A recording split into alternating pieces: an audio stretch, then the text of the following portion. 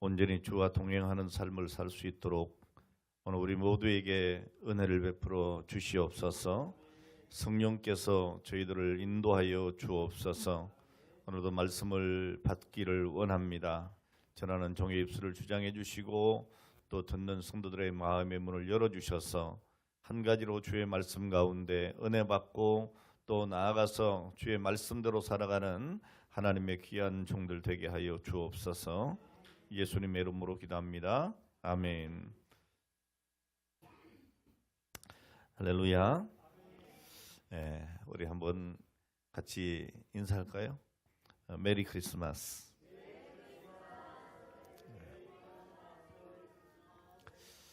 할렐루야. 정말 메리 크리스마스가 되었으면 좋겠습니다. 요즘 누구나 다 공감하듯이 세상이 참 어수선합니다. 이 나라 정치가 흔들리고 또 경제가 어렵다 하고 그리고 모든 국민들의 생활이 안정되기를 우리는 소망을 하고 있습니다. 때로는 개인적으로 여러분 너무나 힘들고 때로는 고독하고 삶의 희망이 보이지 않아서 정말 내가 이거 이렇게 살아야 되나 그런 생각을 할 때도 없잖아 있을 테지만 오늘 여러분 포기하지 않기를 바랍니다. 우리와 함께 하시기를 원하시는 우리 하나님이 이 땅에 찾아오시고 또 여러분 심령과 또 가정과 우리 교회와 또 이 땅에 우리 임마누엘 주님이 오신 줄 믿으시기를 바랍니다. 하늘 영광 버리고 낮고 천한 이 땅에 오셨습니다.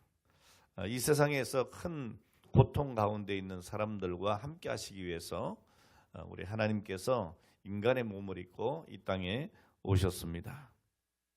정말 감사한 일은 그 누구도 예수님 안에 포기되지 않았다는 겁니다.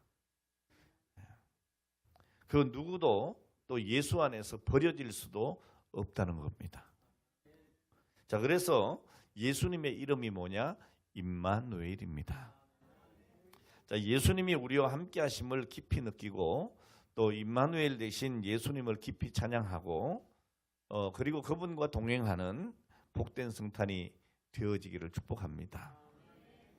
자, 오늘 본문의 전장인 이사야 7장에 보면 다윗의 왕조는 우시아와 요담 그리고 아하스로 계승되어 가고 있는 것을 1절에서 볼 수가 있습니다.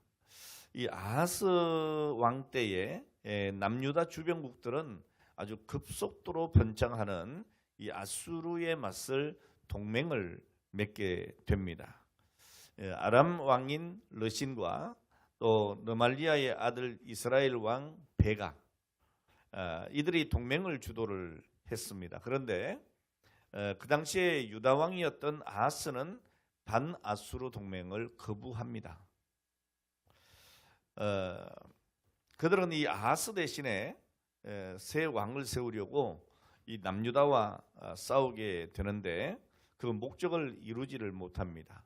자, 이 사건을 세계사에서는 뭐라고 얘기하는가 하면 수리아 에브라임 전쟁, 다른 말로 아람과 북이스라엘 전쟁이다라고 하는데 이 전쟁은 주전 기원전 약 733년에 일어났던 전쟁이고 여기에 대해서는 구약성경 역대하 28장 5절 이하의 말씀 보면 잘 기록을 하고 있습니다.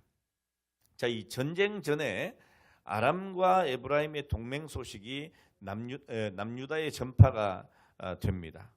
자, 그러자 이사야서 7장 2절 하반절에 보면 왕의 마음과 그 백성의 마음이 삼림이 바람에 흔들림 같이 흔들렸다 이렇게 기록을 하고 있습니다. 자, 하나님은 이사야를 이 에브라임의 동맹 소식이 이 남유다에 퍼짐으로 오늘 이들이 두려워하는 것을 보고 하나님은 이사야를 그들에게 보냅니다. 이사야와 그의 아들 살 야숲과 함께 그들에게 보내서 왕의 두려움을 극복하도록 도와주시죠. 야, 두려워하지 말아라. 이사야의 아들의 이름이 스알야숲인데 이 스알야숲의 이름이 뭔가 하면 그 뜻이 남은 자가 돌아온다 그런 뜻이에요. 남은 자가 돌아온다.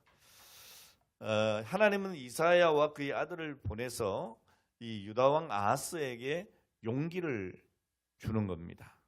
이사야 7장 4절 말씀에 보면 이렇게 기록하고 있습니다. 너는 삼가며 종용하라.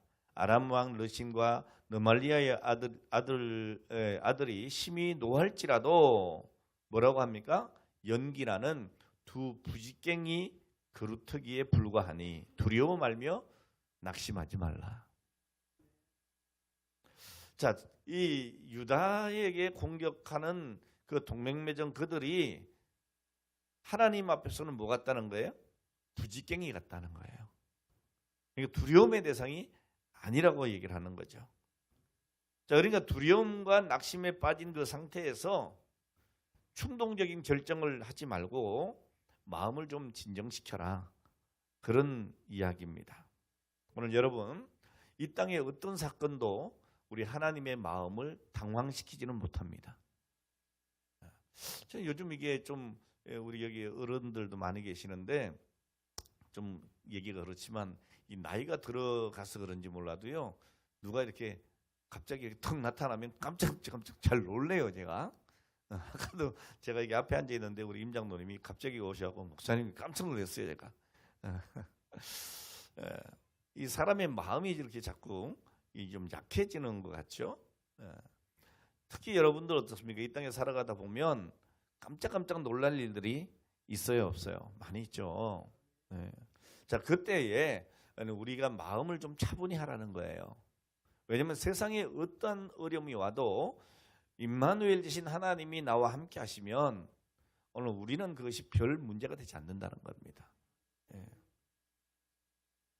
왜 그런가 하면 우리의 하나님이신 임마누엘 주님은 어떤 상황 가운데서도 극복하지 못할 일이 없고 또 그분을 이길 그런 세력도 없다는 겁니다.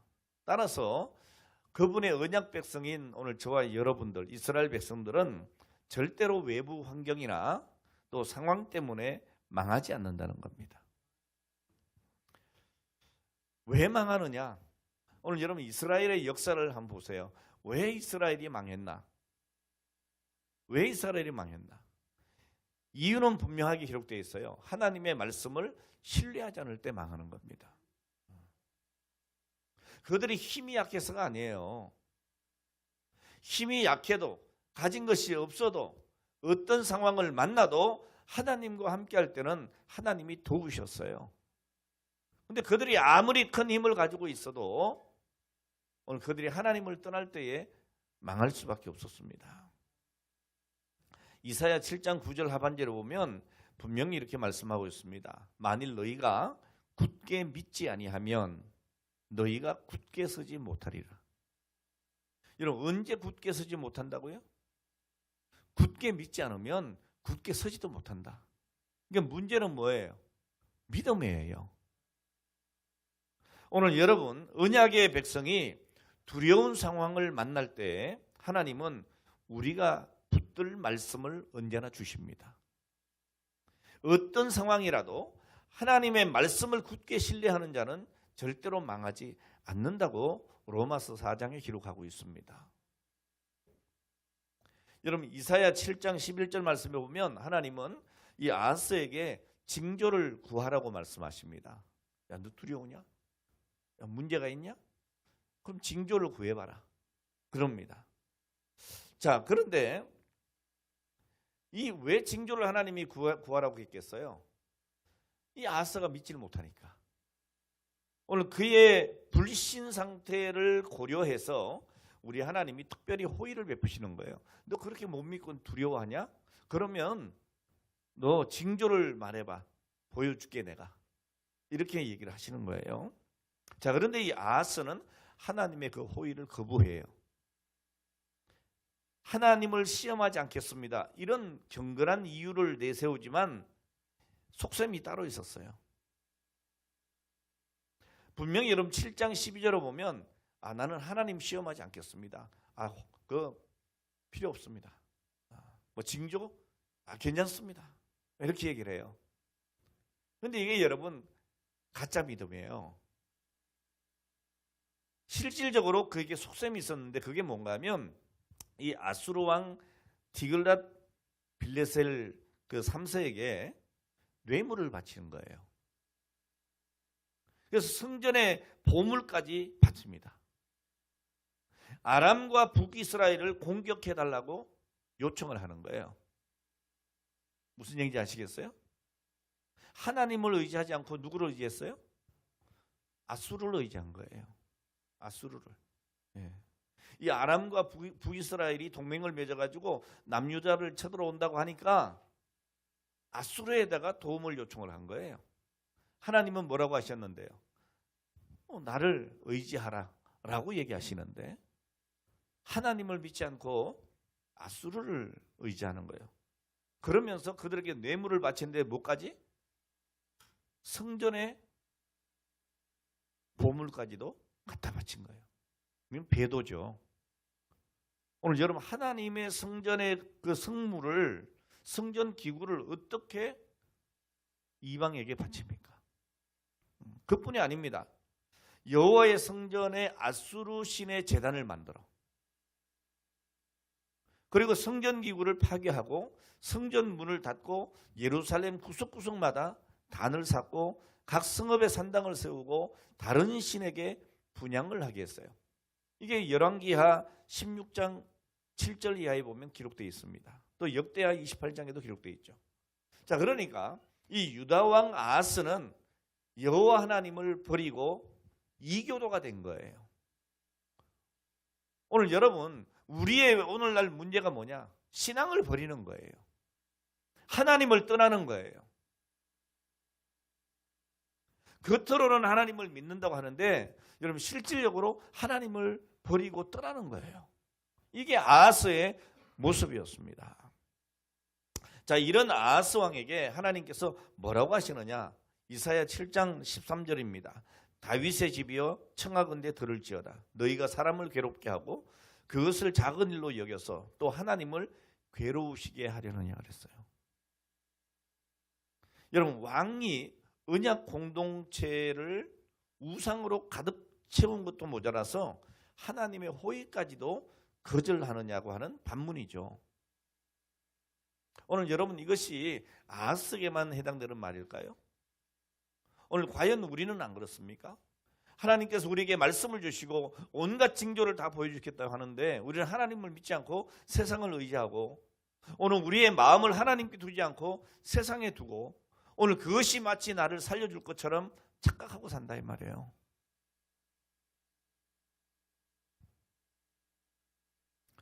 오늘 여러분 아하스의 거절은 하나님을 멸시하는 불신이자 하나님보다 아수르 왕을 더 신뢰한다고 하는 오늘 그의 고백입니다. 이게 얼마나 잘못된 거예요. 예. 그리고 자기의 지혜로 그 위험한 상황을 해결해 보겠다고 하는 오늘 그런 신념이 여기 들어있는 거예요. 교만이죠. 여러분 아하스는 하나님의 말씀을 못 믿는 것이 아니고 안 믿는 거예요. 오늘 우리가 그럴 때가 많아요. 여러분 하나님의 말씀을 우리가 모릅니까? 말씀에 순종해야 되는 줄 모릅니까? 기도해야 되는 줄 모릅니까? 알고 있어요. 그런데 안 하는 거예요. 예?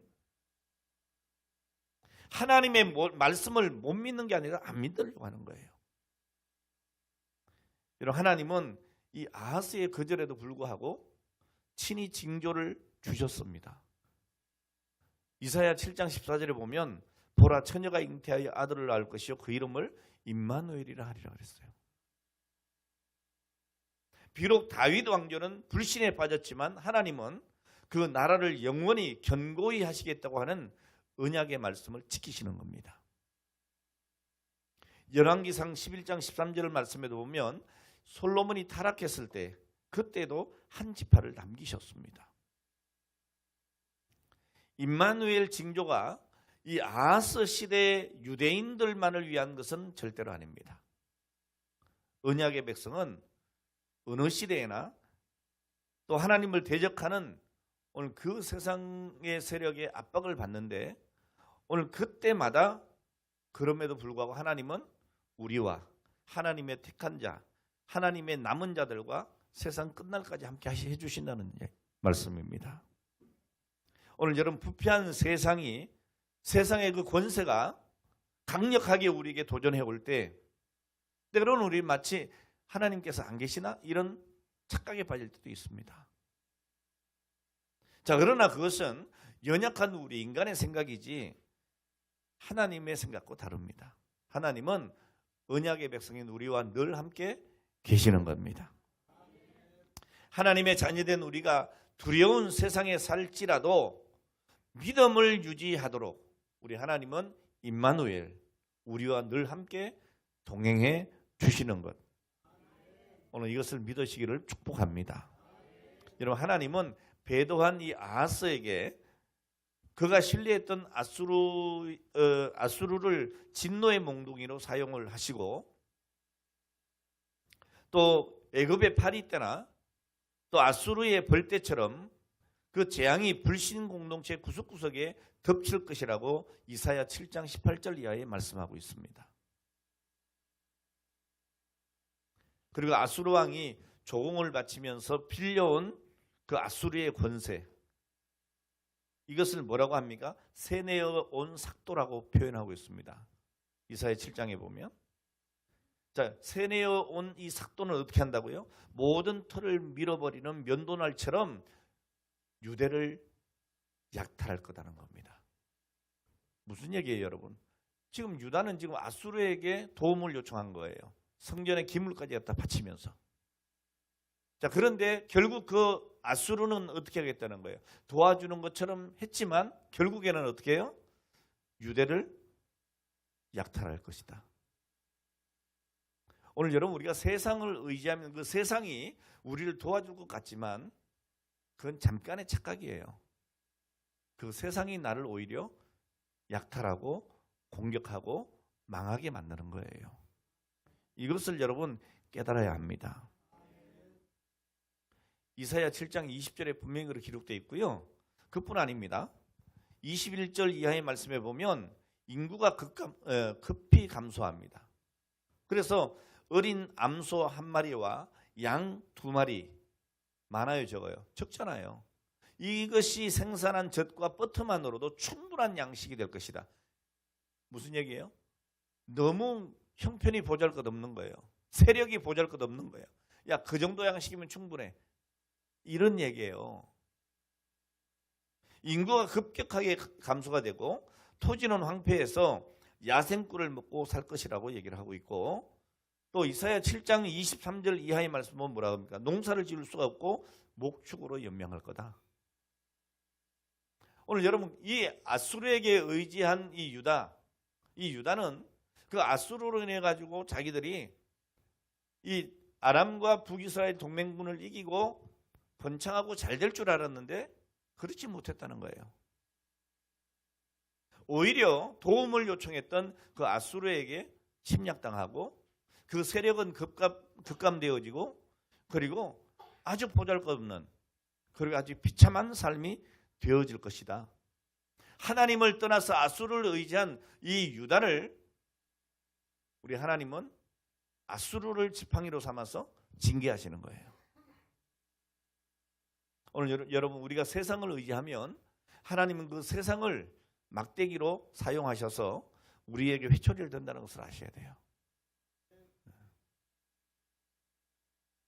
자, 그리고 오늘 본문 넘어옵니다. 8장 1절에 뭐라고 합니까? 너는 큰 스판을 취하여 그 위에 통용 문자로 그랬어요. 이건 좀 설명해 드릴게요.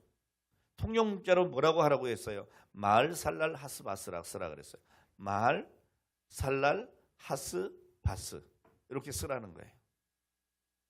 자, 결국 이 아하스가 하나님을 온전히 신뢰하지 못하고 인간적인 방법으로 위기를 벗어나려고 한 것이 오히려 나라를 위태롭게 만든 겁니다. 자, 그러므로 하나님의 백성은 어떻게 해야 돼요? 현실에 급급하면 안 된다. 현실에 급급하지 말고 세상의 모든 권세를 주관하시는 하나님만을 굳게 믿어야 한다는 거예요. 이사야 8장 1절 오늘 본문에 여호와께서 이사야 선지자에게 큰 스판을 가지고 그 위에 통용 문자로 마을살랄 하스바스라스라고 말씀하신 것은 무슨 말인가 하면 이런 거예요. 여러분 요즘 시내 나가면 큰 전광판 있잖아요. 그 전광판에 뭐 뉴스 속보도 나오고 뭐 여러 정보들을 거기다 띄우지 않습니까? 그런 걸 얘기하는 거예요.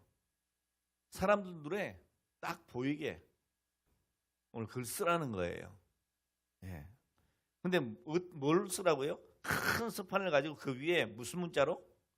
통용 문자로 그랬어요. 통용 문자.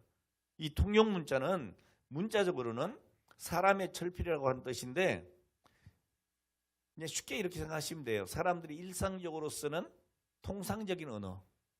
누구나 다 보면 알아들을 수 있는 언어. 그걸로 쓰라는 거예요. 그걸로. 사람들이 쉽게 이해할 수 있도록 쓰라. 그 큰 스판에 쓰게 하신 것은 많은 사람들이 분명하게 읽을 수 있도록 하라는 뜻이에요. 여러분 하박국서 2장 2절 말씀에 보면 여호와께서 내게 대답하여 이르시되 너는 이 묵시를 기록하여 판에 명백히 새기되 달려가면서도 읽을 수 있도록 하라 그랬어요. 사람들이 명백하게 볼 수 있도록 하라는 거죠. 자, 이 선지자가 큰 스판에 새길 단어는 4개입니다. 마할, 살랄, 하스, 바스예요. 자, 여기에서 마할은 빠르다는 얘기입니다. 그리고 살랄은 약탈물입니다. 약탈물. 그러니까 전리품이에요. 자, 그다음에 하스는 뭐냐? 신속하다는 거예요. 바스는요, 노획물을 뜻합니다. 자, 그러니까 두 개가 같은 얘기예요. 말, 살날 같은 얘기예요. 하스, 바스 여기 같은 말이에요. 그러니까 이 4단어는 같은 상황을 2차례 반복하고 있는 거예요. 빨리 노략물이 될 거다. 이게 무슨 얘기하면 쉽게 얘기하면 이제 곧 전쟁이 임하게 될 거다. 이 얘기예요. 임박한 전쟁을 암시하는 거죠. 자, 하나님은 또 이사야가 이것을 기록했음을 공증하는 2명의 증인을 세우라 그럽니다. 그게 누굽니까? 제사장 우리야와 스가랴입니다. 이사야 8장 2절에 보면 내가 진실한 증인 제사장 우리야와 여베레기야의 아들 스가랴를 불러 증언하게 하라 하시더니 그랬어요. 자, 여기 이 우리야는 누군가 하면 아하스 왕 때 제사장이에요. 자, 그런데 이 사람을 여기에서는 신실한 증인이라고 부르는데 이 우리야가 신실했나요, 안 했나요? 신실하지 않았어요. 근데 왜 여기 신실한 증인이라고 불렀을까? 그는 신앙적으로 신실하지 못했습니다. 왜냐하면 나중에 이 아하스가 다메섹 아수르 왕을 만나러 가서 이 아수르 사람들이 우상을 숭배하는 그 제단의 모습을 그림으로 그려요. 이걸 누구한테 전하는가 하면 우리한테 전해요. 우리야 제사장한테. 그러니까 이 우리야 제사장이 그 그림을 보고 뭐예요? 우상의 제단을 만들어요. 그러니까 이 우리야 제사장은 우상을 만드는 아하스 왕과 공범이에요. 그러니까 하나님 보실 때 절대로 진실한 종이 아니에요. 자, 그런데 왜 여기에서 진실하다라고 했을까요? 이건 여러분 그의 신앙이 진실하다고 하는 말이 아니고 직책상 제사장으로서 증인으로서의 그런 공정할 때에 자격이 있다, 공정의 효력이 있다 이런 뜻이에요. 이건 뭐 그 사람 진실과 상관이 없이 제사장으로서 증인으로의 공정 효력이 있다 이런 이야기입니다. 자, 이 아하스가 임마누엘 징표에 억지로 증인 역을 맡은 것 같이 이 우리야 제사장 역시도 지금 억지로 증인의 역할을 해야 한다는 것이죠. 자, 그리고 또 한 사람이 있습니다. 여베레기야의 아들 스가랴입니다. 자, 여기 이 스가랴는 우리가 요즘 무슨 공부를 하고 있죠? 스가랴서 강의하고 있어요. 그 스가랴하고는 다른 사람이에요. 다른 사람입니다. 자, 여기 스가랴는 그 스가랴 선지자와 동명이인이에요. 히스기야의 외조부 곧 아하스의 장인으로 추정을 할 수가 있습니다. 열왕기하 18장 2절에 보면 그런 내용이 나옵니다. 자, 어쨌든 이 두 명의 증인은 합법적인 증언을 위해서 필요한 최소의 요건이에요. 자, 이것을 하나님은 이 두 사람을 그 증인으로 세우고 하나님이 이사야에게 계시한 것을 증언하게 하심으로써 계시한 일이 나타났을 때, 하나님 말씀하신 것이 나타났을 때 그것이 하나님의 주권적인 계획의 행사다 하는 것을 알도록 하신 거예요. 야, 니들 분명히 봤지? 들었지? 그대로 일어났지? 이렇게 확인시키는 거예요. 이해가 됩니까? 자, 이사야가 그 큰 서판에 뭐라고 썼다고요? 마을살랄 하스바스. 이렇게 쓰고 두 사람의 공증까지 받았습니다. 자, 그러나 이 유다 왕이나 이 백성의 마음은 하나님께로 돌아왔느냐? 돌아오지 않았어요. 돌아오지 않았어요. 자, 그리고 이들은 하나님의 말씀을 붙들기보다는 자기의 힘으로 원수를 이겨보려고 했던 겁니다. 오늘 여러분 이 말씀을 들을 때 우린 잘 생각을 해봐야 돼요. 이게 내 얘기 같다 이런 생각이 여러분 안 듭니까? 우리가 하나님을 믿는다고 하고 하나님의 말씀대로 산다고 해요. 근데 실질적으로 우리의 삶의 모습을 보면 이들과 별로 다를 게 없다니까요. 하나님이 그렇게 말씀하시고 경고하시고 그 증거를 보여주시고 징조를 보여주시는데도 불구하고 그 말씀을 안 믿고 그냥 내 힘과 내 의지로 뭔가 자꾸 하려고 하는 거예요. 이게 문제죠. 자, 그때 하나님께서는 이사야에게 새로 태어난 아기의 이름을 통해서 또다시 이 유다 백성들에게 하나님의 말씀을 반복해 주십니다. 이사야 8장 3절. 내가 내 아내를 가까이 하매 그가 임신하여 아들을 낳은지라. 여호와께서 내게 이르시되 그 이름을 마을살랄 하스바스라 하라 그랬어요. 이제 서판에 쓰는 것도 안 되니까 뭐라고요? 이사야에게 너 아들 낳을 텐데 너 아들 이름을 뭐라고 하라고요? 마을살랄 하스바스라 하라 그래요. 그 이유가 뭐냐? 이사야 8장 4절에 보면 이는 이 아기가 내 아빠 내 엄마라 부를 줄 알기 전에 다메섹의 재물과 사마리아의 노획물이 아수르 왕 앞에 옮겨질 것이라 하시니라. 자, 이 아이를 통해서 볼 수 있는 미래의 사건이 뭐냐? 이 아이가요 태어나가지고 엄마 아빠 이렇게 부르기 전에 다메섹과 사마리아에서 빼앗은 노획물을 가져갈 거다. 속한 하나님의 징계죠. 임박한 진노. 그게 전쟁이에요. 이 다메섹과 사마리아의 노획물이 아수르 왕 앞에 옮겨진다고 하는 것은 이 아람과 이스라엘이 머지않아 아수르에게 멸망한다는 의미이기도 합니다. 자, 이것이 바로 마을살랄 하스바스라고 하는 이름이 담겨진 의미예요. 자, 그러니까 야 유다야, 너 아람과 북이스라엘 그 동맹 맺고 쳐들어오는 거 겁낼 필요 없어. 그 얘기이기도 하고 또 한편으로는 뭐예요? 유다를 향한 경고이기도 한 거예요. 하나님을 떠나면 이렇게 된다. 그걸 얘기하고 있습니다. 자, 아수르의 침략은 계속되어졌고 주전 734년에 아수르 왕 디글랏이 이스라엘 해안 쪽으로 쳐들어옵니다.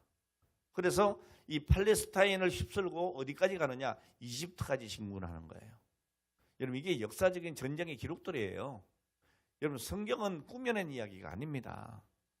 세계 역사 속에 하나님이 일을 하신 거예요. 자, 이로 인해서 이스라엘이 그동안에 이집트로부터 받아왔던 동맹적인 원조가 완전히 끊어집니다. 그리고 이스라엘은 갈릴리 요단 저편 무기또와 다른 여러 도시를 잃게 되죠. 그 전쟁의 결과로. 그리고 백성들은 아수르의 포로로 잡혀갑니다. 자, 이게 열왕기하 15장에 기록이 돼 있어요. 세계 역사 속에도 물론 기록이 돼 있습니다. 자, 그때 이스라엘 왕 호세아가 급하게 막 아수르를 달래요. 아유, 왜 이러십니까? 뭐 이렇게 하는 거죠. 정치를 하는 거죠. 그래서 나라가 완전히 패망하는 위기는 모면을 해요. 그 당시에는. 자, 그렇지만 결국에 이 아람의 수도 다메섹은 아수르에 의해서 주전 732년에 멸망을 당하고 북이스라엘도 주전 722년에 멸망당하고 맙니다. 자, 하나님은 이 아수르가 아람과 북이스라엘 연합군뿐 아니고 유다까지도 노력할 것이라고 하는 것을 반복해서 말씀해 주셨어요. 자, 그러니까 이 유다는 야, 아수르에게 의지했더니 야, 저 아람과 북이스라엘을 물리쳐줬어. 그 당시엔 좋았겠지. 근데 그 다음에 공격 대상이 누구였다는 거예요? 자기들이었다는 거예요. 오늘 여러분, 우리가 세상을 의지해서 뭔가 위기를 모면한 것 같고 뭔가 좀 이제 뭐 된 것 같은 생각이 들지 모르지만 결국에 그 세상의 세력들은 우리를 공격한다는 거예요. 이해가 되면 하면. 네. 오늘 여러분, 세상이 나를 도와주는 게 아닙니다. 세상이 나를 구해주는 거 아닙니다. 세상이 나를 위기에서 모면시켜주는 것도 아닙니다. 구해줄 수 있지도 못합니다. 근데 우린 착각한단 말이에요.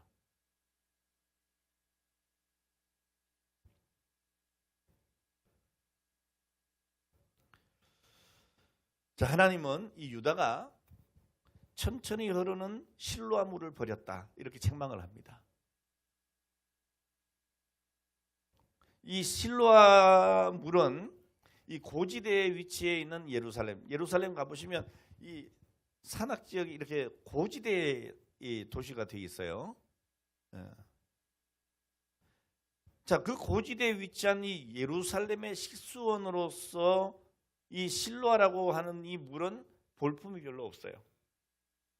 성지에 가보시면, 저도 여기 가봤어요. 야, 이 물로 이거 예루살렘 사람들이 물을 공급받을 수 있나?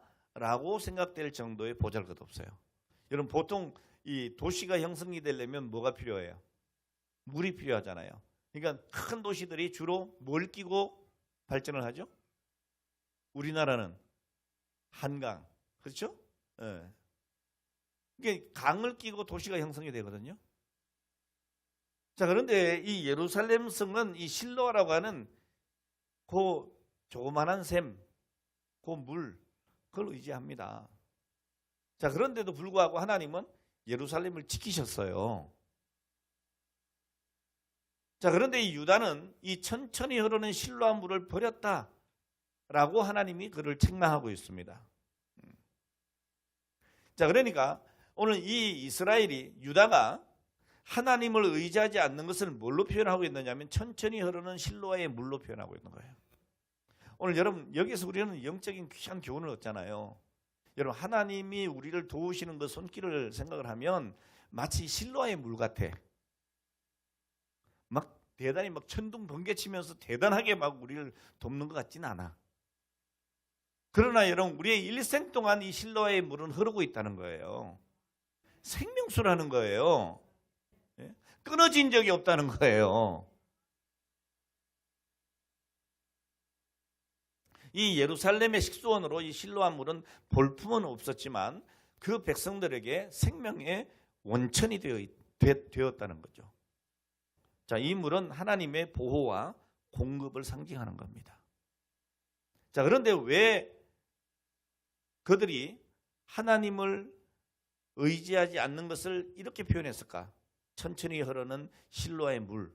왜 이렇게 표현했을까? 그 이유는 실로아는 다윗 왕조를 상징하는 것이기 때문입니다. 실로아의 근원인 기혼에서 다윗이 자신의 왕권을 아들에게 물려줬습니다. 이게 열왕기상 1장 33절 이하에 기록되어 있고 그리고 45절에도 기록되어 있습니다. 자, 두 번째로 이 실로아는 예루살렘이 믿음의 도시라고 하는 것을 의미하는 겁니다. 여러분 지형적으로 볼 때 아까 제가 말씀드렸어요. 이 예루살렘은 치명적인 약점을 가지고 있어요. 그게 뭐예요? 성내에 마땅한 샘이 없다는 거예요. 물이 없다는 거예요. 그래서 식수를 어떻게 해요? 성 밖에서 공급을 받아야 되는 거예요. 그래서 실로아는 이 성 밖에 위치한 기혼샘의 물을 터널을 뚫어서, 이게 히스기야 터널이라고 해요. 이 터널을 통해서 성 안으로 끌어들여 가지고 백성들에게 식수원으로 공급을 하는 거예요. 자, 그러니까 이 예루살렘에 이 물이 없다면, 특히 전쟁 때 같은 때는 큰일 나는 거죠. 자, 그럼에도 불구하고 이 물은 공급되어졌고 예루살렘 성 주민들은 오늘 그것으로서 생명을 유지할 수 있었다. 자, 그러므로 이 천천히 흐르는 실로아의 물은 하나님의 보호하심과 인도하심을 의미하고 있습니다. 자, 반면에 여러분 아수르는 어떻습니까? 아수르에게는 엄청난 강이 흐르고 있습니다. 유브라테스 강이 흐르고 있죠. 아주 거대한 오늘 그런 강입니다. 그것과 비교할 때에 이 실로아의 물은 정말 보잘것없는 거죠. 오늘 여러분 세상의 권세가 마치 아수르의 유브라테스 강과 같이 우리 눈에 보일 때가 있어요. 그러니까 어떻게 해요? 저기서 물 좀 얻어먹었으면 좋겠다. 그럼 우리의 신앙을 버리고 실로아 물을 버리고 어디를 쳐다봐야 자꾸? 유브라테스를 바라보는 거예요. 큰 강을 바라보는 거예요. 그것이 마치 살려줄 줄 알고. 오늘 이 아하스가 그 짓을 한 거죠. 그래서 아수르에게 의지하는 거예요. 하나님을 버린 거예요. 실로아의 물을 버린 거예요. 실질적인 생명의 근원은 무엇인데? 실로아의 물인데. 여러분 연약해 보이지만 이 실로아의 물이 이스라엘의 생명수예요. 이걸 여러분 버리면 안 되는 거죠. 그런데 유다는 하나님의 은혜를 저버리고 르신과 르말리아의 아들을 기뻐했다 그랬어요. 자, 이것은 유다를 쳐들어온 아람과 북이스라엘의 두 왕입니다. 오늘 이 유다 사회에는 이 아수르와의 연합을 지지한 자들도 있었고 이 연합군들과 동맹하기를 바라는 사람들도 있었습니다. 지금 우리나라도 마찬가지예요. 이 좌우가 갈라져 가지고 시끄럽잖아요. 그럼 이 나라의 국론은 분열되면 안 됩니다. 정말 걱정해 기도해야 됩니다. 여러분 여든 야든 이거 자꾸 얘기하지 마시고 기도하셔야 합니다. 하나님이 여기까지 우리 이 나라를 보호하시고 인도하시고 도우셨다. 에베네스를 하나님께서 여기까지 인도하셨다. 하나님 여기까지 인도하신 하나님께서 이 백성을 불쌍히 여겨주시고 나뉘어진 이 국론을 하나 되게 하시고 하나님을 두려워할 수 있도록 해달라고 해야 돼요.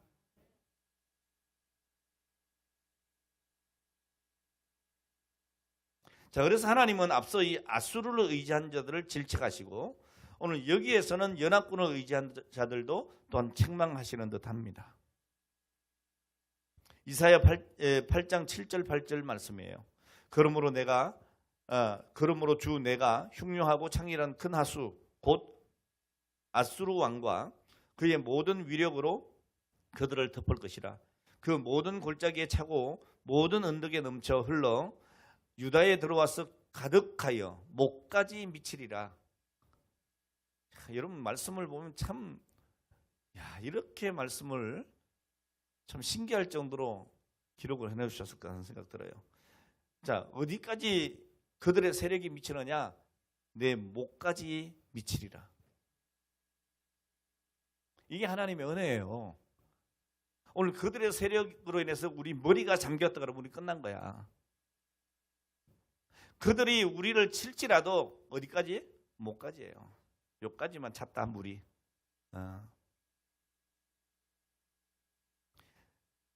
자, 그러면서 뭐라고 합니까? 내 목까지 미치리라. 임마누엘이여 그가 펴는 날개가 내 땅에 가득하리라. 하나님의 구원이에요.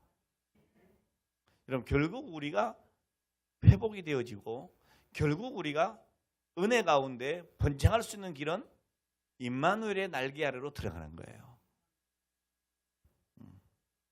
여러분, 유다가 아람과 이스라엘의 동맹을 가담해도 소용없습니다. 아수르를 의지해도 소용이 없습니다. 결국에는 이들을 의지하는 결과는 망하는 거예요. 망하는 거예요. 여러분, 아무리 큰 세력일지라도 결코 하나님을 이기지 못합니다. 오히려 하나님은 이 아수르를 도구로 사용을 하셔서 아람과 북이스라엘 두 나라를 패망하게 하십니다. 그리고 아수르가 유다를 또 쳐요. 하나님은 그들이 의지하던 이 세상의 세력들을 막대기로 사용하십니다. 그리고 징계하시는 거예요. 근데 완전히 죽이지 아니하시고 목까지만 찰 것이다, 이 강물이. 그리고 뭐라고 하시느냐? 임마누엘이요, 그가 펴는 날개가 내 땅에 가득하리라. 그러니까 하나님의 심판의 강물이 머리까지 잠기게 하진 않겠다. 목까지만 차게 하겠다. 여러분, 하나님은 범죄한 당신의 백성들을 심판하시겠지만 아주 죽이지 아니하시고 회복시켜 주신다는 것을 선언하고 있는 거예요. 자, 중요한 것이 뭡니까? 이 유다 백성들은, 다시 말하면 하나님의 백성인 우리는 절대로 하나님의 샘물을 내 뜻대로 하려고 하면 안 된다. 하나님의 도우심을 무시하면 안 된다. 여러분, 사실 나의 모든 일상적인 삶이 하나님의 도우심이에요. 내가 오늘 아침에 일어나서 호흡을 하고 내 손발이 움직여지고 일을 하고 그리고 오늘 여기까지 온 것이 하나님의 도우심이에요. 실로아의 물이 오늘 그들의 목을 죽이고 오늘 그들에게 생명을 유지하게 하는 것처럼 하나님의 은혜가 오늘 우리에게 그렇게 흐르고 있는 거예요. 그런데 우리는 이걸 무시해. 이걸 무시하고 그냥 자기 힘을 의지하고 살아. 그리고 세상을 자꾸 쳐다보고 세상이 마치 나를 잘되게 해줄 것처럼 착각해. 지금 이 말씀이 쉽게 얘기하면 이런 말이에요. 오늘 여러분, 유다 백성들이 깨닫지 못한 게 뭐냐? 임마누엘의 큰 날개예요. 임마누엘의 큰 날개. 하나님의 백성이 하나님만 믿고 의지할 때에 임마누엘의 날개는 모든 적으로부터 우리를 안전하게 지켜주는 거예요. 오늘 사랑하는 여러분, 강한 폭풍우가 나그네의 옷을 벗기는 게 아닙니다. 따뜻한 햇빛이 나그네의 옷을 벗기는 거예요. 오늘 여러분, 이 실로아는 작은 물줄기 같지만은 꾸준하고 변함이 없어요. 하나님의 은혜는 우리가 못 느낄 정도인 것 같지만 꾸준하고 변함이 없어요. 변함이 없어요. 그냥 잔잔히 부으시는 하나님의 은혜예요. 오늘 여러분, 거센 것보다 이런 부드러움이 더 강한 겁니다. 여러분, 어머니의 사랑이 강하다 하는 것은 어머니가 막 대단히 와일드하고 막 그래서 그런 겁니까? 아니잖아요. 어머니의 사랑은 잔잔해요. 그런데 변함이 없어요. 오늘 사랑하는 여러분, 이제 우리는 성탄절을 맞이하면서 새로운 결단으로 나가야 합니다. 세상으로 나갔던 우리의 몸과 우리의 마음을 다시 임마누엘의 날개 아래로 다시 돌아와야 합니다. 지금 눈앞에 강해 보이는 오늘 유브라데 강처럼 위대해 보이는 오늘 그런 세상을 의지하고 하나님을 배반하지 말아야 합니다.